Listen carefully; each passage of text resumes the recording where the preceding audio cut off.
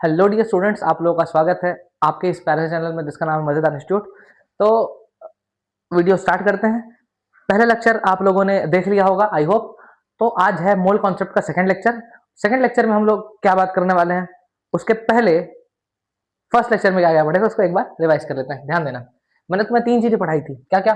Atomic mass unit AMU के बारे में, मैंने मोलर मास पढ़ाया था और रिलेटिव एटॉमिक मास पढ़ाया था। फर्क आ रहा था यूनिट का तीनों चीजों में। तो ध्यान से देखो, एक बार रिवाइज करते हैं। ये है ऑक्सीजन का एटम। किसका एटम है? Oxygen atom. ठीक है।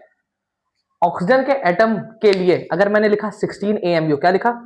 16 एएमयू, इसका मतलब क्या हो जाएगा? Atomic mass. ठीक। अगर मैंने लिखा 16 ग्राम, इसका मतलब क्या हो जाएगा? Molar mass. मतलब एक मोल ऑक्सीजन। फर्क समझ रहे हो? सिर्फ एक ऑक्सीजन एटम होगा तो उसका मास कितना होगा? 16 एएमयू। पर अगर आपके पास एक मोल ऑक्सीजन एटम होंगे, एक मोल ऑक्सीजन एटम का मतलब पता है? 6.022 इंटू 10 टू पावर 22, 22 नहीं, 10 टू 20 23, 6.022 इंटू 10 टू पावर 23। इतने अगर एटम्स होंगे ऑक्सीजन के, उसका मतलब हुआ कि एक मोल एटम हुए। तो जब एक मोल एटम होंगे ऑक्सीजन के, तो वो एक मोल एटम्स का मास 16 ग्राम होगा। ठीक है। फिर है 16। यहां देखो कोई यूनिट नहीं लिखी है। यूनिट नहीं लिखी हुई है। लिखी है क्या कुछ? नहीं, 16 बस है। तो इसका मतलब ये क्या है? Relative atomic mass, RAM। ठीक। तो ये हम लोग लास्ट क्लास में पढ़ चुके हैं। ठीक है। चलो, तो अब यहीं से हम लोग टॉपिक को आगे कंटिन्यू करते हैं। चलो, मिटा दूं। ठीक है। अब यहां से उठाते हैं हम लोग मोल के क्वेश्चंस। ध्यान देना, यही ऑक्सीजन के लिए लिखता हूं मैं। मेरे पास ऑक्सीजन एटम कितना है? मान लो मेरे पास ऑक्सीजन एटम है 16 ग्राम, मान लो। ठीक है, 16 ग्राम। 16 ग्राम ऑक्सीजन एटम होने का मतलब 1 मोल ऑक्सीजन एटम है मेरे पास। ठीक है। ऑक्सीजन एटम अगर मैं अज्यूम कर रहा हूं कि मेरे पास 16 ग्राम है, इसका मतलब क्या हुआ? एक मोल हुआ। कैसे एक मोल? अरे मोलर मास ना, ये जो 16 ग्राम लिखा हुआ है ये क्या है? Molar mass. ग्राम है, मोलर मास होगा। सबको पता है ना, ऑक्सीजन के एक मोल का मास 16 होगा, 16 ग्राम होगा। जैसे सल्फर के एक मोल का मास 32 ग्राम, 32 ग्राम। नाइट्रोजन के एक मोल का मास, एटम की बात कर रहा हूँ, नाइट्रोजन एटम के एक मोल का मास कितना होगा? 14 ग्राम। कार्बन के एक मोल का मास कितना होगा? 12 ग्राम। पता है ना?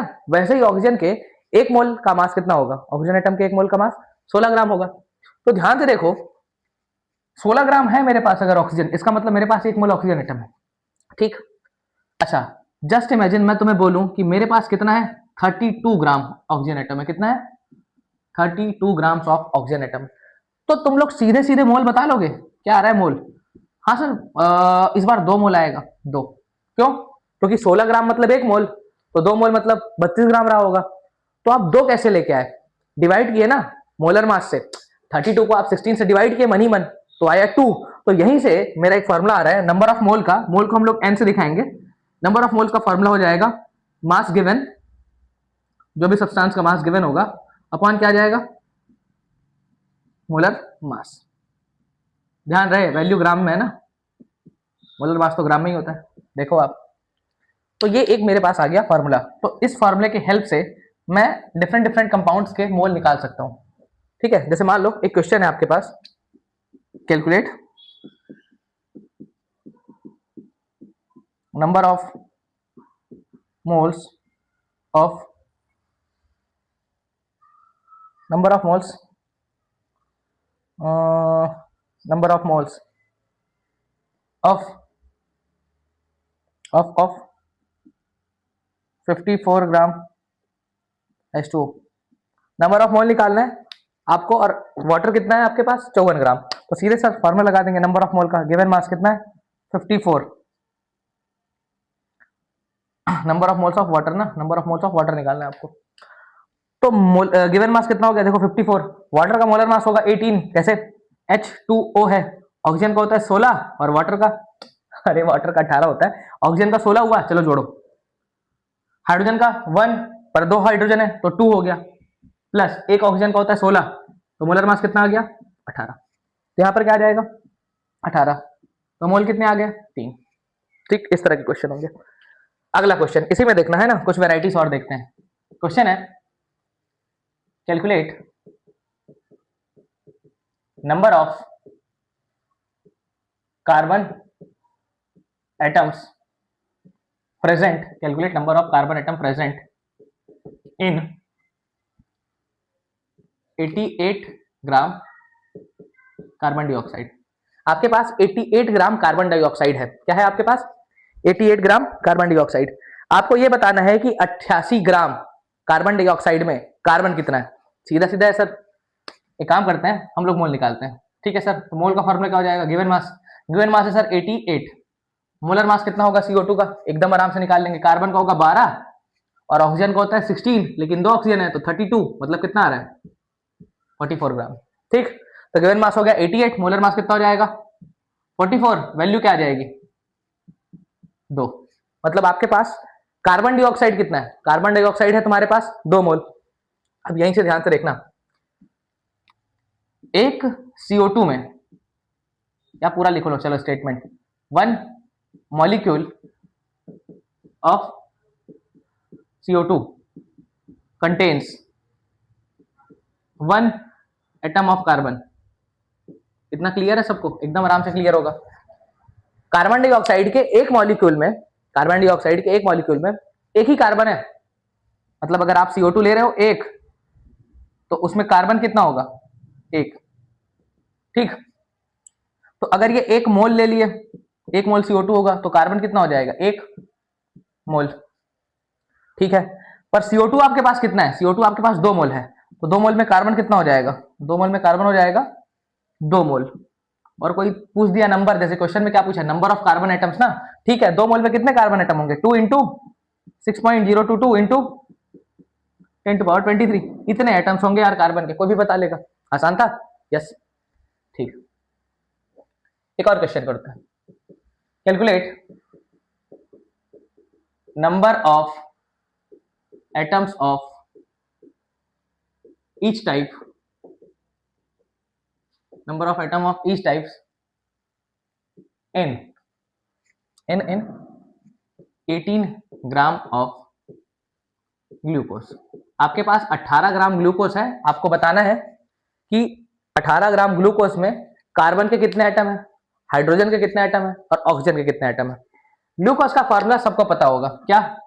ग्लूकोज होता है C6H12O6। ठीक है सर, इसका मोलर मास निकालो पहले। क्या आ जाएगा मोलर मास? एक कार्बन का मास होता है 12, कार्बन कितने हैं? 6। एक हाइड्रोजन का मास होता है 1, हाइड्रोजन कितने हैं? 12। एक कार्बन का एक ऑक्सीजन का मास होता है 16 और ऑक्सीजन कितने हैं? 6, तो 16 इंटू 6, दैट इज वैल्यू क्या आ रही है? 72 प्लस 12 प्लस 96, यह आ जाएगा 180। ठीक, मतलब इसका मोलर मास तो 180 आ गया। ठीक है सर, तो नंबर ऑफ मोल का फॉर्मूला क्या हो जाएगा? गिवन मास कितना है? 18 ग्राम। देखो मोलर मास कितना निकाले? 180 ग्राम, तो ये कितना आ रहा है? 0.1 आ रहा है। एन की वैल्यू क्या आ रही है? 0.1। मतलब आपके पास ग्लूकोज के कितने मॉलिक्यूल हैं? 0.1 मोल मॉलिक्यूल्स हैं। ठीक है, अब यहां से फिर वही यूनिटरी मेथड लगाते हैं। 1 मॉलिक्यूल, अच्छा मॉलिक्यूल और मोल अलग अलग होता है ना। मॉलिक्यूल मतलब समझते हो ना, मोल तो एक नंबर है और मॉलिक्यूल एटम तो बचपन में पढ़े हो। ठीक है, हाँ, तो 1 मॉलिक्यूल ऑफ C6H12O6 कंटेन्स, एक मॉलिक्यूल ग्लूकोज में 6 कार्बन एटम्स होंगे, 6 कार्बन एटम्स है ना, और 12 हाइड्रोजन एटम्स और 6 ऑक्सीजन एटम। ये होगा? हाँ सर ये तो होगा, कोई दिक्कत ही नहीं है इसमें। अब यहां ध्यान से देखो और समझो कि यार अगर एक मॉलिक्यूल में, देखो एक मॉलिक्यूल में अगर मैं कार्बन की बात करूं, कार्बन की, तो एक मॉलिक्यूल में कितने कार्बन है? 6। ठीक है, तो अगर ये 1 मोल रहता, अगर ये 1 मोल होता तो कार्बन कितना हो जाता? 6 मोल।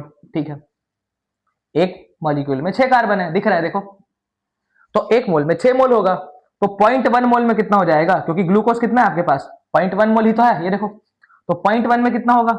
0.1 इंटू 6, दैट इज 0.6 मोल। मतलब नंबर ऑफ कार्बन एटम कोई पूछा कितना है टोटल, तो सीधे आंसर आ जाएगा क्या? 0.6 इंटू Na। Na लिख लो, या चाहो तो आप 6.022 इंटू 10⁻23 भी लिख सकते हो। एवोगैड्रो नंबर होता है ना, Na से दिखाते हैं। तो क्या आप ये निकाल सकते हो हाइड्रोजन? क्या आप ऑक्सीजन निकाल सकते हो? अरे बिल्कुल निकाल लेंगे सर। हाइड्रोजन के लिए क्या करेंगे, जैसे एक मॉलिक्यूल में 6 कार्बन है, वैसे ही 12 हाइड्रोजन भी तो है, तो अगर ये एक मॉलिक्यूल में 6 हो रहा है तो वो क्या हो जाएगा, हाइड्रोजन वाला एक में 12, तो 0.1 में 0.1 इंटू 12 मतलब 1.2 मोल, 1.2 मतलब 1.2 मोल मतलब 1.2 इंटू Na, तो सीधे आंसर आ जाएगा। तो वो दोनों का आंसर ना आप लोग कमेंट करके बताना, ठीक है। तो इसको नोट कर लो, हम लोग आगे चलते हैं, ठीक है। चलो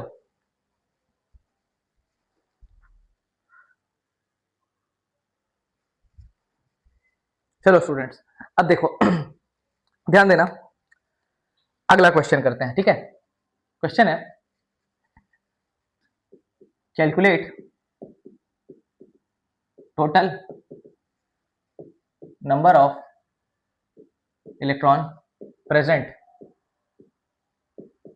इन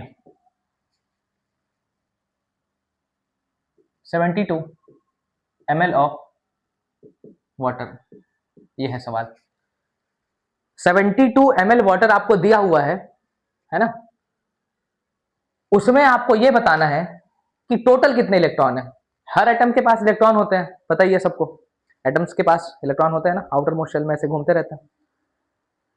अब ध्यान देना, आपको बस ये बताना है कि आपके पास पानी कितना है, देखो 72 ml, और उस 72 ml पानी में, ठीक है ना, हाँ ठीक है, 72 ml पानी में इलेक्ट्रॉन कितना ये बताना है। चलो निकालते हैं, तो मोल निकालना पड़ेगा सर, उसके बाद करके निकाल लेंगे हम लोग। तो सबसे पहले मोल निकालने के लिए आपको पता होना चाहिए फॉर्मूला क्या होता है नंबर ऑफ मोल का, मास अपॉन मोलर मास।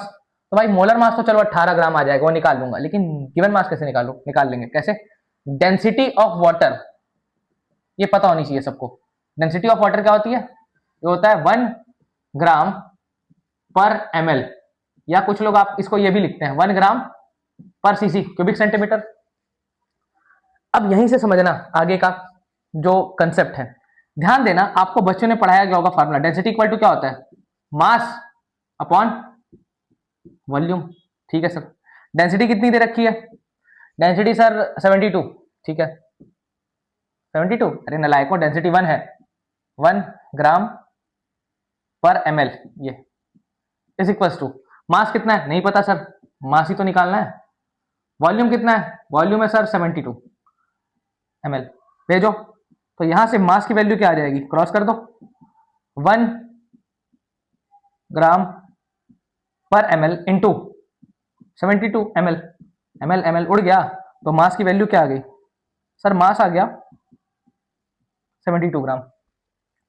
अब मास अगर आ गया 72 ग्राम, तो यहां से मोल आ जाएगा, फॉर्मूला क्या होगा, given mass molar mass, given mass upon molar mass, 72 given mass हुआ, मोलर मास वाटर का सबको पता है, निकाल चुके हैं 18 होता है, तो मोल कितने आ गए 4, ठीक है सर।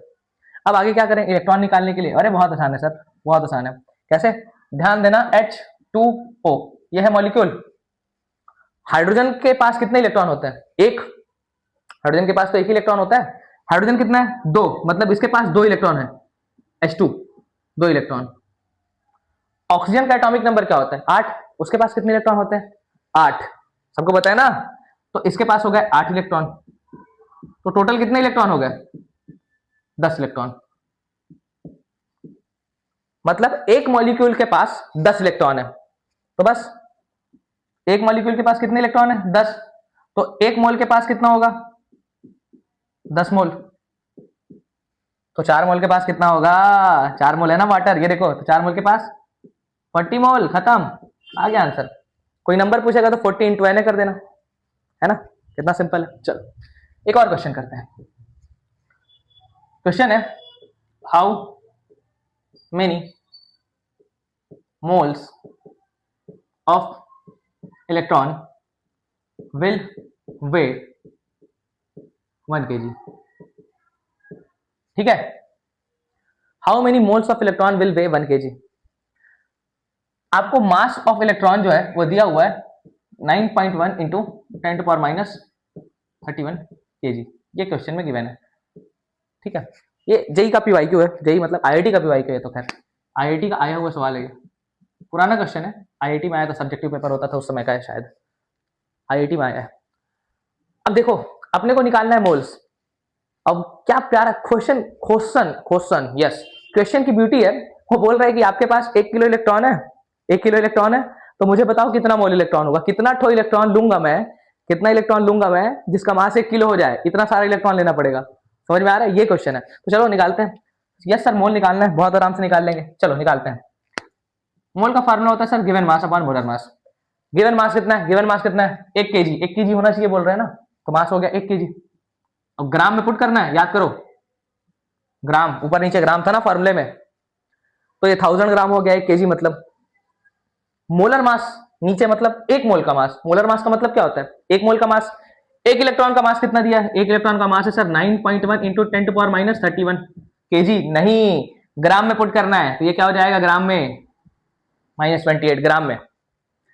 अब ये 1 इलेक्ट्रॉन का मास है ना, पर आपको तो 1 मोल का मास लिखना है, तभी जाके मोलर मास बनेगा। तो 1 मोल का मास क्या, कैसे कैसे पता चलेगा, 1 इलेक्ट्रॉन का मास कितना है, 9.1 इंटू 10⁻31 केजी। 1 इलेक्ट्रॉन का मास कितना है, 9.1 इंटू 10⁻31 केजी। तो 1 मोल का कितना होगा, 1 मोल से मल्टीप्लाई कर दो, करो 6.022 इंटू, बस ये आ गया आंसर हमारा। सॉल्व नहीं करना है इसको, और चाहो तो कर भी लो, देख लो यार, ठीक है ना, गुणा भाग है, अब तो ये हो गया, आंसर आ गया हमारा। बस सवाल था। चलो इसके बाद हम लोग और आगे चलते हैं। अब ध्यान देना, इसके बाद और कुछ वैरायटी करता हूं मैं। क्वेश्चन की क्या वैरायटी लाएं, अब कैसा वाला कराएं। चार्ज का कैलकुलेशन करोगे क्या, हाँ चलो कैलकुलेशन ऑफ चार्ज कर लो। एक नया सेगमेंट पढ़ाते हैं, फिर एसटीपी वगैरह पढ़ा दूंगा, और उसमें हम लोग दूसरे क्वेश्चन बना लेंगे, ठीक है। चलो सवाल है आपके पास, क्या सवाल करें।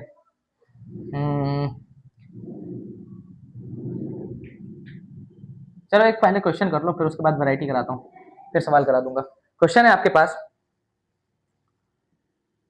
हाउ, नहीं नहीं यार, लेकिन ऐसे वाले ट्रेंड है, ट्रेंड वाले क्वेश्चन हो जाएंगे ना ये, तो एक साथ कराऊंगा। तो चलो ठीक है, पहले कॉन्सेप्ट ही पढ़ लो, चार्ज ही पढ़ लो। Calculation of charge, calculation of charge, ठीक है, ये तो बहुत आसान है। ध्यान देना, एक इलेक्ट्रॉन का जो चार्ज होता है वो कितना होता है, अगर मैं केवल मैग्नीट्यूड लिखूं तो वो होता है 1.6 इंटू 10⁻⁻19 कूलम। और एक इलेक्ट्रॉन का चार्ज एक प्रोटॉन के चार्ज के बराबर होता है। साइन का फर्क होता है, सबको पता है। इस पर नेगेटिव साइन लगाते हैं, उसमें पॉजिटिव साइन, साइन का फर्क है। तो एक इलेक्ट्रॉन का चार्ज और एक प्रोटॉन का चार्ज तो बराबर है, ठीक है सर। तो अगर मैं बोलूं मेरे पास लिखा हुआ है Na+ और मेरे पास लिखा हुआ है Cl-, इस पे भी एक इलेक्ट्रॉन का चार्ज है, इस पे भी एक इलेक्ट्रॉन का चार्ज है, मैग्नीट्यूड तो सेम ही है ना, 1.6 इंटू 10⁻⁻19 कूलम। पर इस पे जो एक इलेक्ट्रॉन का चार्ज है वो क्यों हुआ है, एक इलेक्ट्रॉन के जाने की वजह से। एक इलेक्ट्रॉन गया है तो एक प्रोटॉन एक्स्ट्रा हो गया होगा, और इस पे जो चार्ज है वो एक इलेक्ट्रॉन के आने की वजह से एक इलेक्ट्रॉन एक्स्ट्रा हो गया होगा ना। जो क्लोराइड है Cl- एक इलेक्ट्रॉन गेन किया होगा क्लोरीन। तो यार इस पे एक इलेक्ट्रॉन का चार्ज है, इस पे भी एक इलेक्ट्रॉन का चार्ज है। वो अलग बात है कि इस पे जाने की वजह से होगा और इस पे आने की वजह से, तो मैग्नीट्यूड तो दोनों में सेम आएगा चार्ज का, ठीक। अब चलते हैं आगे, ध्यान देना, क्वेश्चन मैं सीधे सीधे पूछूंगा यहां से और आपको बताना है। क्वेश्चन है, calculate calculate charge, calculate the charge present on 9.5 gram of phosphate PO4 3- phosphate. Phosphorus का एटॉमिक मास 31 होता है, 31 कितना होता है, 31, ठीक। अब ध्यान देना, इसको अगर मेरे को सॉल्व करना है तो सर एक काम करूं, मेरे को इतना दिख रहा है कि एक के ऊपर तो 3 का चार्ज है। देखो एक मॉलिक्यूल के ऊपर 3 इलेक्ट्रॉन का चार्ज है, मतलब 3 इंटू 1.6 इंटू 10⁻⁻19 कूलम करूंगा तो एक मॉलिक्यूल पे कितना है ये तो आ जाएगा। अगर एक मॉलिक्यूल पे कितना है ये आ गया, तो मैं कहीं जुगाड़ से ये पता कर लूं कि मॉलिक्यूल कितना है तो चार्ज भी आ जाएगा। तो मॉलिक्यूल कितना है ये पता करने के लिए मोल निकालना पड़ेगा, कितना मोल है ये निकालना पड़ेगा ना। चलो मोल निकालते हैं। मोल क्या हो जाएगा, गिवन मास कितना है इसका 9.5। मोलर मास निकालो, कैसे आएगा, फास्फोरस का होता है 31 और ऑक्सीजन का कितना होता है 16 इंटू 4 दैट इज 64, कितना आया 95 ग्राम। तो ये आ गया 95। वैल्यू कितनी आ जाएगी सर, ये तो 0.1 है, 0.1 है, ठीक है सर। आगे क्या करें, आगे सॉल्व करते हैं। अब ध्यान देना, एक मॉलिक्यूल के ऊपर, एक मॉलिक्यूल के ऊपर कितने इलेक्ट्रॉन का चार्ज है? 3 इलेक्ट्रॉन का चार्ज है। एक मॉलिक्यूल के ऊपर 3 इलेक्ट्रॉन का चार्ज। 3 इलेक्ट्रॉन का चार्ज का मतलब 3 इंटू 1.6 इंटू 10⁻⁻19 कूलम। एक मॉलिक्यूल के ऊपर इतना चार्ज है। तो एक मोल रहता तो कितना चार्ज होता? तो सर 3 इंटू Na, Na लगाएंगे ना एक मोल के लिए 6.022 इंटू 10⁻23 एवोगैड्रो नंबर सबको पता है। इंटू क्या आ जाएगा? 1.6 इंटू 10⁻⁻19। ठीक है सर। तो अगर एक मोल में इतना है तो 0.1 मोल में कितना होगा? अरे खत्म हो गया सवाल। 0.1 मोल में कितना होगा? 0.1 into 3 into Na into 1.6 into 10⁻⁻19 coulomb. ये हो गया सवाल खत्म। है ना आसान? बना लोगे? चलो ये हुआ। मैं क्वेश्चन दे रहा हूं तुम्हें, इसको कमेंट करना है इसका answer. Calculate the charge present on 30 gram of Ca+2। Ca+2 30 ग्राम है, उसका चार्ज आपको बताना है। कैल्शियम का पता है ना, मोलर मास 40 होता है। 40 लेके सॉल्व करना। कैल्शियम का 40 होता है। सॉल्व करना, इसका आंसर कमेंट करना। ठीक है, चलो इसको नोट कर लो, फिर हम लोग आगे चलते हैं। ठीक, चलो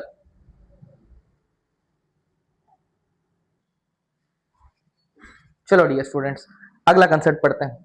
अब हमको पढ़ना है एसटीपी कंडीशन। ठीक है, और ideal gas equation. STP condition and क्या पढ़ना है?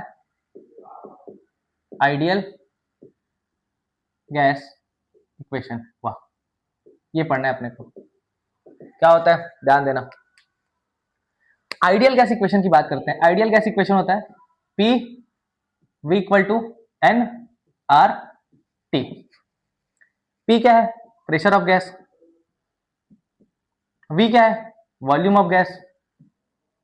R क्या होता है? N तो नंबर ऑफ मोल है, पता ही है सबको, नंबर ऑफ मोल्स। और R क्या होता है? ये नहीं पता होगा, गैस कांस्टेंट। अब इसकी वैल्यू पढ़ेंगे हम लोग जब क्वेश्चन न्यूमेरिकल सॉल्व करेंगे, तो वैल्यूज भी बताऊंगा। आर की क्या क्या वैल्यू होती है। 2 वैल्यू होती है, मतलब यूनिट के हिसाब से अलग अलग वैल्यू आती है। एक हम लोग 8.314 यूज करते हैं, एक 0.0821 यूज करते हैं। क्या क्या बोला मैंने? 8.314 और 0.0821। है ना? अभी कंफ्यूज होने से कोई मतलब नहीं, आगे जब न्यूमेरिकल आएगा ना तो मैं बिल्कुल बताऊंगा कैसे कैसे लगाना है। ठीक है, अभी के लिए बस समझ लो कि हाँ कोई कांस्टेंट है, गैस कांस्टेंट। और टी बताइए सबको, टेम्परेचर है। अब ध्यान देना, यहीं पर से मैं इंट्रोड्यूस कर रहा हूं एसटीपी कंडीशन। एसटीपी का मतलब क्या होता है? Standard temperature and pressure. ठीक, ध्यान देना, इसी फॉर्मूला को देखना है, पीवी इक्वल टू एनआरटी को। मैं यहां से एन की वैल्यू निकाल सकता हूं। Yes sir, PV upon RT, ये हो गई एन की वैल्यू। अगर ये एन की वैल्यू है, अब यहां से मैं कर रहा हूं standard temperature and pressure condition लगा रहा हूं। क्या कर रहा हूं? टेम्परेचर की वैल्यू, स्टैंडर्ड वैल्यू ना, स्टैंडर्ड वैल्यू, टेम्परेचर की वैल्यू जो स्टैंडर्ड वैल्यू है वो 25 डिग्री सेल्सियस, और हम लोग केल्विन में पुट करते हैं। मतलब कितना हो गया? 298 केल्विन। ये हुआ 298 केल्विन। एक सेकंड, नॉइस आ रहा है, दरवाजा बंद कर देता हूँ। मम्मी चिल्लाना शुरू कर देती है कभी भी, क्या करेंगे यार, सबके घर में होता है। ठीक है, अब ध्यान देना, तो टेम्परेचर कितना है? 25 डिग्री सेल्सियस या 298 केल्विन, वही होगा। केल्विन में बदलोगे तो आप 373 ऐड करते हैं, पता है सबको। प्रेशर होगा 1 बार, है ना? बार यूनिट है प्रेशर, जानते हो आप, 1 बार प्रेशर। ठीक है, प्रेशर 1 बार रखे, टेम्परेचर 298 केल्विन रखे, और आर की वैल्यू भी पुट कर दिए, जो भी वैल्यू हो इसकी। ठीक है, कर दिए। और नंबर ऑफ मोल की वैल्यू हम लोग लिए 1। नंबर ऑफ मोल की वैल्यू क्या लिए? 1। अब यहीं से जादू देखना, क्या इतना कुछ किया मैं। अब इसको, ये थोड़ा सा मतलब मैं कुछ और चीज बताने वाला था, पर अभी मेरे कुछ और पढ़ाना है, तो इसको वापस यूज करते हैं। इसका अभी तुरंत में यूज नहीं है, मोल नहीं निकालना है अभी, अभी तुरंत में यूज नहीं है, बट ठीक है। PV equal to NRT, PV equal to NRT. क्या आप यहां पर वी की वैल्यू लिख सकते हो? यस सर, लिख सकते हैं। क्या वी की वैल्यू क्या होगी? N R T upon P, यही तो होगी। देखो वी की वैल्यू, अब यहीं पर मैं लगाया एसटीपी, एसटीपी कंडीशन, मतलब नंबर ऑफ मोल की वैल्यू क्या रख दिया 1, आर की वैल्यू पुट कर दिया, टेम्परेचर की वैल्यू 298 केल्विन पुट कर दिया, और जो प्रेशर है, प्रेशर वो कितना कर दिया 1 बार। तो प्रेशर पुट कर दिया, नंबर ऑफ मोल 1 पुट कर दिया, आर की वैल्यू पे पुट किया जो भी कांस्टेंट की वैल्यू, और टेम्परेचर की वैल्यू पुट कर दिया। तो जो वॉल्यूम की वैल्यू है वो निकल के आती है 22.7 लीटर्स, ये, और एन की वैल्यू 1 रखे थे। तो मैं यहां से जो बात बोलने वाला हूं उसी को ध्यान रखना है, इतना कुछ कहानी करने से कोई मतलब नहीं है। क्या याद रखना है जो मैं बोलने वाला हूं, और लिखूंगा अभी। एसटीपी कंडीशन पर, क्या बोला मैंने, एसटीपी कंडीशन पर कोई भी गैस, एक मोल हो, जो एक मोल गैस, कोई सी भी गैस हो, एक मोल होनी चाहिए, उसका वॉल्यूम 22.7 लीटर होता है। तो अगर एक मोल गैस का वॉल्यूम 22.7 लीटर है तो 2 मोल का कितना होगा 22.7 इंटू 2, बस यही सब करना है। ठीक है, तो लिखते हैं, ये ध्यान रखना, at STP 1 mole of any gas occupies 22.7 litre volume. ठीक है, ये बात। अच्छा, ये आइडियल गैस इक्वेशन है ना, गैस गैस पे ही लगाना, किस पे लगाना, गैस पे, सॉलिड वॉलिड पे मत लगा देना कहीं और, लिक्विड विक्विड पे ऐसे नहीं लगाएंगे। आइडियल गैस इक्वेशन है तो गैस पे ही लगेगा। ठीक है, तो यहीं से क्वेश्चन करते हैं, चौमो सा क्वेश्चन करते हैं। Calculate, calculate number of carbon atoms in 2.27 litre CO2 at STP. तो 2.27 लीटर CO2 गैस है एसटीपी पे, आपको कार्बन एटम निकालना है। अरे कोई दिक्कत नहीं है सर, नंबर ऑफ मोल निकाल लेंगे हम लोग। कैसे, एक मोल का, अच्छा एक फार्मूला लिखवाना था क्या मुझे, चलो मैं इधर लिखवा देता हूँ। यहाँ देखो, नंबर ऑफ मोल का फार्मूला होता है वॉल्यूम ऑफ गैस, कहाँ, लीटर में पुट करना, एट एसटीपी, पुट किस में करना है, लीटर्स में, अपॉन 22.7। तो ये हो गया फार्मूला, ये हो गया आपके पास नंबर ऑफ मोल का फार्मूला, एसटीपी वाला। एक और फार्मूला आ गया, तो ध्यान दो, नंबर ऑफ मोल का फार्मूला क्या हो जाएगा, वॉल्यूम अपॉन 22.7। तो 2.27 लीटर है वॉल्यूम, तो 2.27 अपॉन क्या आ जाएगा 22.7। तो कितना आ रहा है, ये तो आ रहा है 0.1, मतलब नंबर ऑफ मोल कितने हो गए 0.1। अब तो खत्म है सर सवाल। कैसे खत्म है, एक मोल में, एक मोल CO2 में कार्बन कितना होगा, एक मोल होगा, तो 0.1 मोल CO2 में कार्बन कितना होगा 0.1 मोल होगा, खत्म ना। तो 0.1 मोल कार्बन एटम होंगे आपके पास, तो 0.1 इंटू Na कर देना, कार्बन एटम्स आ जाएंगे।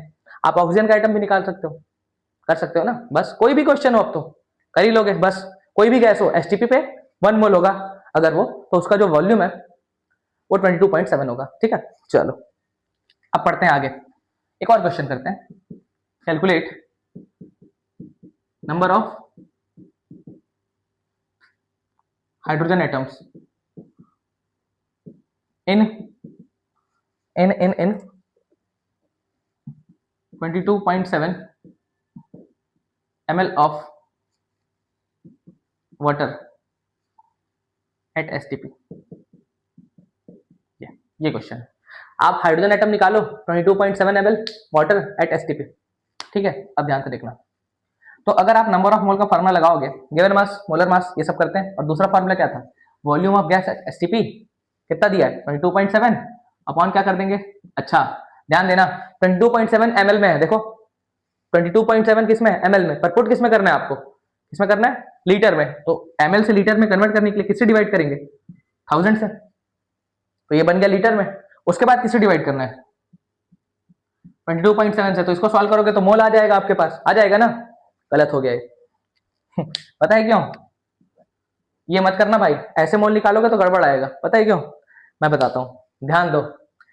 22.7 ml of water at STP लिखा हुआ है, एसटीपी का मतलब होता है स्टैंडर्ड टेम्परेचर एंड प्रेशर, जहां टेम्परेचर की वैल्यू कितनी होती है, टेम्परेचर की वैल्यू होती है सर 25 डिग्री सेल्सियस। तो मुझे बताओ 25 डिग्री सेल्सियस पर वाटर लिक्विड होगा या गैस होगा, अरे सर फंसा दिया आप तो, लिक्विड होगा।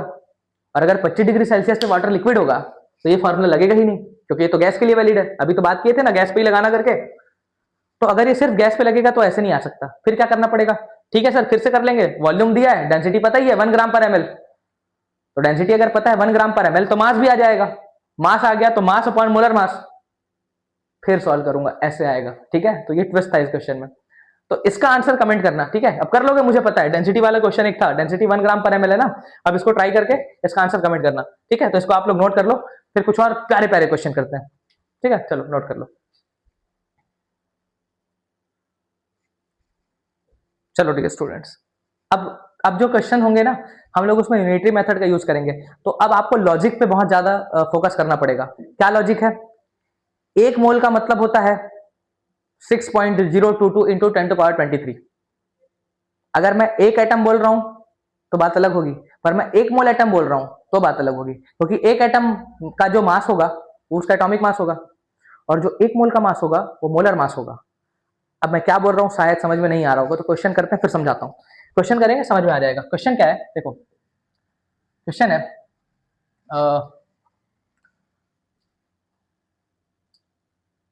हाउ मेनी, क्वेश्चन है how many grams of Na2SO4 dot 10H2O। ठीक है, 10 नहीं 7 कर लो। Na2SO4 dot 7H2O would contain exactly 6.022 into 10⁻22 oxygen atoms. ये है सवाल। Na2SO4.7H2O का कितना ग्राम लूं, Na2SO4.7H2O का कितना ग्राम लूं जिसमें एग्जैक्टली 6.022 इंटू 10⁻22 ऑक्सीजन एटम हो। कौन सा एटम हो? Oxygen atom. यूनिटरी से करेंगे सॉल्व, ध्यान देना। ठीक है, अगर मैं Na2SO4 की बात करूं, Na2SO4.7H2O, तो अगर इसका मैं एक मोल लेता हूं, कितना लेता हूं? एक मोल। एक मोल में आपको ऑक्सीजन के कितने मोल दिख रहे हैं? सर ऑक्सीजन के 4 और ये 7, 11 मोल ऑक्सीजन एटम दिख रहे हैं। 11 मोल, इतना क्लियर है सबको? एक मोल में 11 मोल ऑक्सीजन एटम दिख रहा होगा। क्या पास पास नहीं लिखा रहा है, सुंदर वाला 11। हाँ ठीक है, 4 यहाँ और 7 ये आगे, 7 लगाए तो 7 4 11। ध्यान से समझना, एक मोल का मतलब कितना ग्राम, क्योंकि ये ग्राम पूछा है ना तो पहले ही ग्राम में कन्वर्ट कर लिए रहते हैं।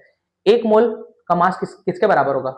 एक मोल का मास सर मोलर मास के बराबर होगा, मतलब ग्राम में वैल्यू आएगी सीधे। तो निकालते हैं एस के एक मोल का मास। सोडियम का मास होता है, चलो यहाँ पर जोड़ रहे हैं, है ना, इधर कहाँ जोड़े, यहाँ जोड़ते हैं। सोडियम का मास होता है 23, तो 2 सोडियम है तो 46, 23 इंटू 2 46 हो गया। सल्फर का मास होता है 32, ठीक है सर। ऑक्सीजन का होता है 16, 4 ऑक्सीजन का कितना हो जाएगा? 64 सर। प्लस एक ऑक्सीजन, एक वाटर का होता है 18, 7 वाटर का कितना हो जाएगा? 18 इंटू 7 18 इंटू 7, 18 इंटू 7 होता है 126। जोड़ते हैं, कितना आ रहा है? कितना आएगा ये? 6 2 8 4 12, 12 से 18, 8 कैरी 1, फिर आ जाएगा 4 4 4 3 7, 7 6 13, 13 और 2 15 का 5 और कैरी 1, तो ये 1 और 1 2, 258 हो रहा है। मतलब एक मोल का मतलब 258 ग्राम। अरे जोड़ने घटाने में थोड़ा गड़बड़ होगा तो समझ लेना यार उसको ना, अपने आप से कर लोगे सॉल्व फिर। 258 ग्राम वो हो जाता है कभी कभी, ध्यान ऐसे उधर ऊपर नीचे होता है तो ठीक है। तो 250, एक मोल का मतलब 258 ग्राम। चाहे मैं, जैसे एक एग्जांपल फिर से लो, मैं बोल रहा हूं मेरे पास एक मोल ऑक्सीजन एटम है। मैं क्या बोला? मेरे पास एक मोल ऑक्सीजन एटम है। तो चाहे मैं ये बोलूं कि मेरे पास एक मोल ऑक्सीजन एटम है, चाहे मैं ये बोलूं कि मेरे पास 16 ग्राम ऑक्सीजन एटम है, दोनों बात तो बराबर है, क्योंकि एक मोल ऑक्सीजन एटम का मतलब 16 ग्राम ऑक्सीजन एटम ही तो हुआ मास में। Yes sir. तो मैं बोलूं एक मोल ये है मेरे पास सोडियम सल्फेट .7H2O, या मैं बोलूं कि 258 ग्राम है, बात तो बराबर है। तो 258 ग्राम में ऑक्सीजन कितना है? 11 मोल। कितना है? 11 मोल, यस। तो अगर ये 11 मोल है तो 11 मोल को क्या मैं ये लिख सकता हूं, एक मोल में कितना होता है 6.02 इंटू 10⁻23, तो 11 मोल में कितना हो जाएगा 6.022 इंटू 10⁻23। ठीक, इतना सारा ऑक्सीजन एटम अगर आपको चाहिए, इतना सारा ऑक्सीजन एटम अगर आपको चाहिए, तो आपको इतना gram sodium sulphate dot 7H2 लेना पड़ेगा। अगर आपको एक ऑक्सीजन एटम चाहिए होता, क्या चाहिए होता, एक ऑक्सीजन एटम, तो ये कितना लेना पड़ता है? इतना सारा के लिए इतना लग रहा है, सीधी सी बात है, इतना सारा एटम के लिए इतना ग्राम लेना पड़ रहा है, तो एक के लिए कितना लेना पड़ेगा, इसे डिवाइड कर दो। तो जब डिवाइड करोगे तो ये ऐसा दिखेगा, 258 डिवाइडेड बाय क्या, 11 इंटू 6.022 इंटू 10⁻23। पर आपको ऑक्सीजन कितना चाहिए, एग्जैक्टली इतना चाहिए, 6.022 इंटू 10⁻22। तो अगर एक ऑक्सीजन एटम के लिए इतना ग्राम लेना पड़ रहा है, तो 6.022 इंटू 10⁻23 के लिए कितना लेना पड़ेगा? जब एक के लिए सर इतना लेना पड़ रहा है, एक एटम के लिए इतना, तो इतने सारे के लिए कितना, 23 है, 22 है ये, है ना, एक एटम के लिए इतना लेना पड़ रहा है, तो 6.022 इंटू 10⁻22 के लिए कितना लेना पड़ेगा? बहुत आसान है सर, 258 अपॉन 11 इंटू 6.022 इंटू 10⁻23। ये तो एक के लिए लग रहा था, इतने के लिए कितना लगेगा, गुणा कर दो, ये हो गया सॉल्व, खत्म सवाल। बना लोगे अब तो, गुणा करना है, अब आंसर आ जाएगा, तो आ जाएगा आंसर, जो भी आए कर लेना इसको सॉल्व। बस सॉल्व हो ही जा रहा है, ये कैंसिल हो गया, 23 ऊपर आएगा, 23, अरे ये 22 होगा ना, हाँ, तो ये -1 बचेगा, 10 की पावर -1 ये ऊपर हो गया, तो इसको काट देता हूँ मैं ऐसे हाल फिलहाल, और यहाँ पर 10 की पावर -1 लिख देते हैं, ऊपर आ गया तो, और 258 अपॉन 11, तो 258 अपॉन 11 इंटू 10⁻⁻1, तो सॉल्व करें अगर इसको, तो 11 2 22 है ना, कितना बचा आपके पास, 2 बचा, 3 बचा, और ये हो जाएगा 33, फिर 5 बचा, तो 5 बचा, पॉइंट लगाओ, 5 बचा 0, 11, 23.4 कुछ आ रहा है, ठीक है, और 10⁻⁻1 है, मतलब आंसर क्या आ जाएगा, 2.34 ग्राम, इतना कुछ लेना पड़ेगा आपको, ऐसा कुछ रहेगा, ठीक है। एकदम आसान क्वेश्चन था, मतलब आसान तो नहीं कहूंगा, दिमाग लगाना पड़ा, अरे भाई जेई करना है, दिमाग तो लगाना पड़ेगा, बिना दिमाग लगाए कैसे जेई करेंगे। एक और क्वेश्चन करते हैं इसी वैरायटी का, क्वेश्चन है, how many grams of H2SO4 is required, नहीं H2SO4 नहीं, how many grams of oxygen is required to make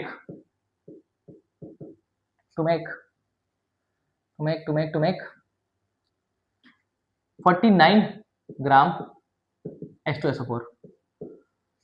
49 gram sulphuric acid बनाने के लिए ऑक्सीजन कितना लगेगा, क्योंकि H2SO4 अगर आपको बनाना है तो ऑक्सीजन तो चाहिए ही ना, यस सर चाहिए, ठीक है। तो एक काम करते हैं, हम यहां से सीधे सीधे सॉल्व करते हैं, कैसे, H2SO4, ठीक, इसका 1 मोल लो, तो अगर आप इसका 1 मोल लेते हो, 1 मोल, तो ऑक्सीजन कितना दिख रहा है उसमें, अगर मैं बात करूं यहां पर ऑक्सीजन एटम की, तो यस सर अगर ये 1 मोल है तो ऑक्सीजन तो पक्का 4 मोल होगा, देखो, क्योंकि तो 1 मॉलिक्यूल में 4 एटम है, तो 1 मोल में कितना होगा, 4 मोल, ठीक है सर, 1 मोल में 4 मोल है, इसका मतलब यह हुआ, इसका 1 मोल का मास कितना होता है, पहले निकालते हैं, अभी सॉल्व करते हैं। H2SO4 इसको तुम लोग निकाल लेना, ये 98 होता है, अरे यार कर लेना ना भाई, हाइड्रोजन का 2, सल्फर का 32 और ऑक्सीजन का 16 इंटू 4, तो 64 प्लस 32 96, 96 प्लस 2 98, ये आ गया। तो 1 मोल बोलूं चाहे 98 ग्राम बोलूं, बात बराबर है, क्योंकि उसका 1 मोल का मास 98 ग्राम है, तो चाहे मैं नंबर बोलूं या मास, बता तो मैं सेम ही रहा हूं, उतना ही अमाउंट बता रहा हूं। तो 98 ग्राम में ऑक्सीजन कितना ग्राम होगा, 64 ग्राम, क्योंकि ऑक्सीजन के 1 मोल का मास 16 ग्राम होता है, 4 मोल का कितना हो जाएगा, 64 ग्राम, ठीक है सर। अब आपको कितना ग्राम चाहिए, 49 ग्राम H2SO4, 49 ग्राम H2SO4 बनाना है ना, तो अगर 98 ग्राम बनाना होता तो 64 ग्राम लग रहा है, 98 ग्राम अगर बनाना होता तो 64 ग्राम ऑक्सीजन लगता है, हिंदी वाला गिनती समझते हो ना, ठीक है सर, 98 ग्राम सल्फ्यूरिक एसिड बनाने के लिए 64 ग्राम ऑक्सीजन चाहिए। तो 1 ग्राम बनाने के लिए कितना लगेगा? 1 ग्राम के लिए लगेगा 64 अपॉन 98 ग्राम। एकदम ओके है सर। तो 49 के लिए कितना लगेगा? 49 ही तो बनाना है। 49 के लिए लगेगा सर 64 अपॉन 98 इंटू, खत्म, काट दो आप, 2 टाइम्स ये हो जाएगा और ये आ जाएगा 32। तो 32 ग्राम, ये आंसर आ गया सर, है ना सर? कर लोगे इस तरह के क्वेश्चन? चलो, तो एक तुम्हें मैं होमवर्क देता हूं, है ना? होमवर्क है आपके पास, हाउ मेनी मोल्स ऑफ क्या बनाए, ऑक्सीजन रिक्वायर्ड टू मेक, कितना, to make 20 gram calcium carbonate. 20 gram calcium carbonate बनाने के लिए, 20 ग्राम कैल्शियम कार्बोनेट बनाने के लिए आपको, 20 ग्राम कैल्शियम कार्बोनेट बनाने के लिए आपको कैल्शियम कितना लगेगा, यह है सवाल। नहीं कैल्शियम नहीं यार, क्या बोला मैंने, हाँ 20 ग्राम, में किसी और दुनिया में चला गया था। 20 ग्राम कैल्शियम कार्बोनेट बनाने के लिए ऑक्सीजन कितना मोल लगेगा? देखो, how many moles of oxygen required to make 20 gram calcium carbonate. अब ये मोल निकालने बोल रहा है, मास नहीं, मोल।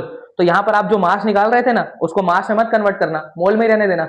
या तो मास ले आना, उसके बाद फिर मोल में कन्वर्ट कर देना, given mass upon molar mass करके, आ ही जाएगा ना। तो इसका आंसर मेरे को कमेंट में चाहिए, ठीक है? ये वाला तुम्हारा होमवर्क है, ये वाला तुम्हारा होमवर्क है। एक और होमवर्क दें क्या, अच्छा वाला क्वेश्चन? एक और होमवर्क में ले जाओ, अगली क्लास में ये दोनों डिस्कस होंगे, है ना? एक आपके पास कोई मेटल कार्बोनेट है, मेटल कार्बोनेट है, ठीक है? इसका है 1 ग्राम, कितना है?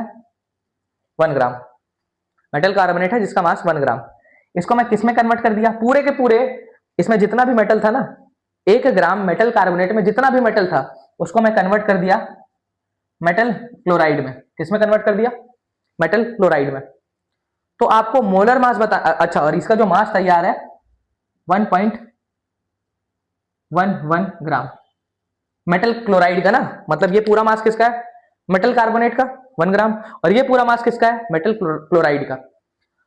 तो 1 ग्राम मेटल कार्बोनेट को, जिसमें जितना भी मेटल प्रेजेंट रहा हो, उस पूरे मेटल को मैं किसमें कन्वर्ट कर दिया? मेटल के क्लोराइड में। मतलब यहां जितना एटम रहा होगा, जितना मोल उधर उतना वहां भी रहा होगा, ऐसा सोचना है आपको। और उसका मास है 1.11 ग्राम। तो आपको आपको आपको एटॉमिक मास बताना है, किसका? Atomic mass of metal. Metal का एटॉमिक मास क्या रहा होगा ये बताना है, ठीक है? तो ये दोनों क्वेश्चन आपके होमवर्क है, इसको ट्राई करना, अच्छा सवाल है ना? ये नीरज कुमार सर की बुक का सवाल है ना?